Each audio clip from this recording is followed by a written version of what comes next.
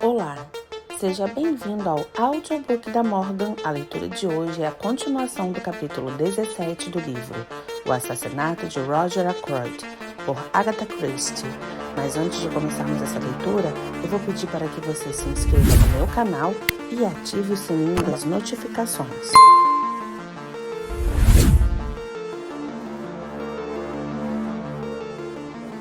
Continuação. Acabáramos de chegar na minha casa e, no impulso, convidei Poirot para entrar e comer alguma coisa. Achei que Caroline ficaria satisfeita comigo, mas é difícil satisfazer as mulheres.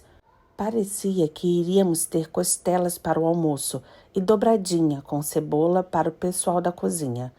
E 2 costelas colocadas diante de 3 pessoas produziram constrangimento. Mas Caroline raramente se intimida por muito tempo. Com magnífica falsidade, explicou a Poirot que, embora James risse dela por fazer isso, ela aderia estritamente a uma dieta vegetariana. Então, discorreu feliz sobre as delícias do croquete de nozes, que tenho certeza de que ela nunca provara antes.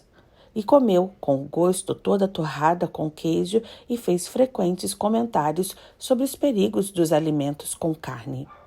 Mais tarde, quando estávamos sentados diante da lareira fumando, Caroline atacou Poirot diretamente.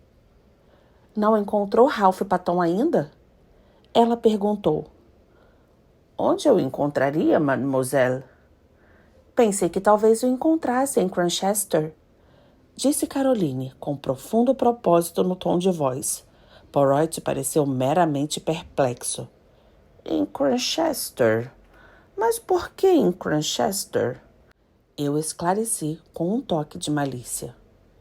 Um dos membros da nossa ampla equipe de detetives o viu por acaso em seu carro na estrada em Cranchester ontem.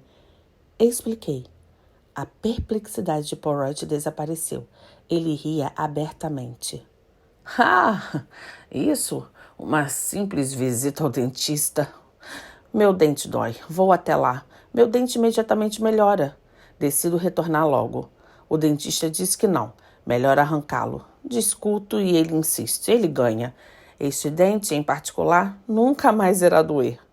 Caroline murchou, como um balão furado. Continuamos a discutir sobre Ralph Paton. "Uma natureza fraca." Insisti. "Mas não má." "Ah", disse Poirot. "Mas a franqueza, onde ela termina?" "Exato", disse Caroline. "Veja, James, aqui fraco como água, se não fosse eu a cuidar dele." "Minha querida Caroline", disse irritado. "Você não consegue falar sem incluir alusões pessoais? Você é fraco, James", disse Caroline, bastante imperturbável.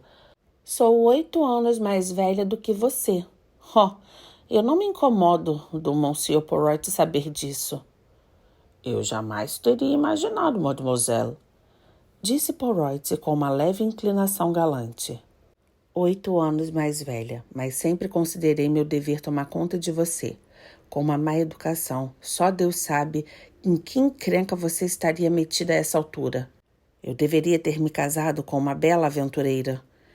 Murmurei, olhando para o teto e soltando anéis de fumaça. "Aventureira", disse Caroline bufando. "Se estamos falando de aventureiras..." Ela deixou a frase inacabada. "Sim?" Eu disse com certa curiosidade. "Nada, mas posso pensar em alguém que não está a centenas de quilômetros de distância." Ela então se voltou de repente para Poirot. "James insiste que o senhor acredita que alguém na casa cometeu o assassinato. Tudo que posso dizer é, está errado." "Eu não gostaria de estar errado", disse Poirot. "Não é como vocês dizem?" "Tenho bastante certeza dos fatos", continuou Caroline, sem prestar atenção à observação de Poirot. "Fornecidos por James e por outros.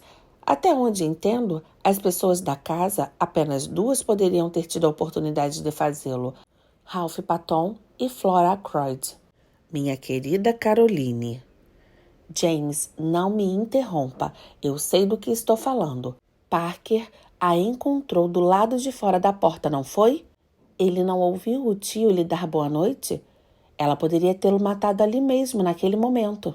Caroline, não estou dizendo que ela o fez, James. Estou dizendo que ela poderia ter feito. Na verdade, embora Flora seja igual a todas essas moças de hoje em dia, sem nenhum respeito pelos mais velhos e achando que sabem tudo sobre qualquer assunto existente, eu não acredito por um segundo que ela pudesse matar uma galinha. Mas aí está. Sr. Raymond e Major Blunt têm álibis. Senhora Ackroyd tem um álibi. Até essa mulher, Russell, parece ter um. E é uma sorte para ela que o tenha. Quem resta?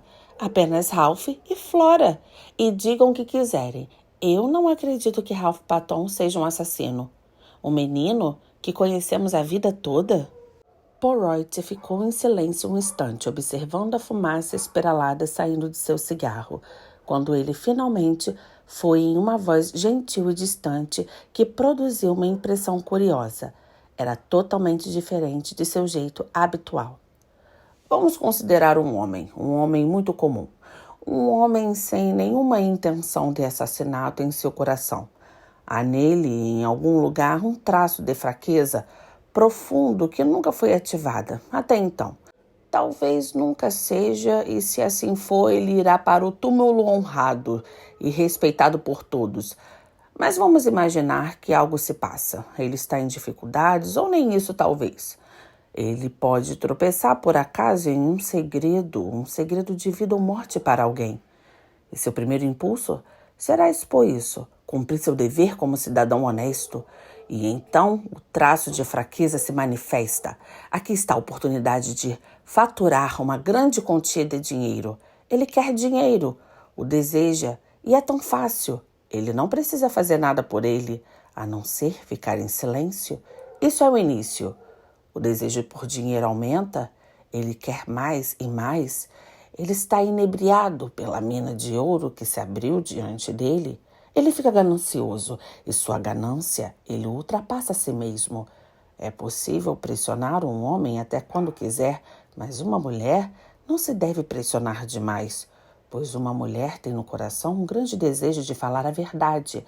Quantos maridos que enganaram suas mulheres vão para o túmulo confortáveis levando consigo seus segredos? Quantas mulheres enganam seus maridos e estragam sua vida lançando esse fato nas garras desses mesmos maridos? Foram pressionadas demais. Em um momento de inquietude, elas lançam a segurança aos ventos, proclamando a verdade, com grande satisfação momentânea para consigo mesmas.